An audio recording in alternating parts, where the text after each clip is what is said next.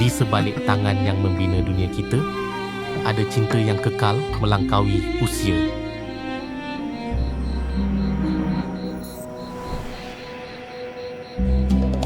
Di sebalik senyuman, ada pandangan mata penuh kasih. Lahirnya keindahan hidup yang dibina bersama.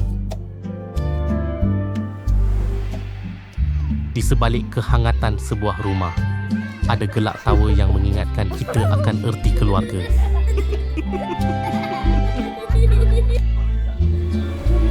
Di sebalik keriangan si kecil dan permainan mereka, tersimpan nostalgia saat semuanya kian mendewasa.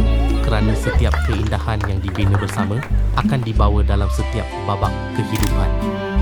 Di setiap usia, pada bila-bila masa, dengan apa jua gaya.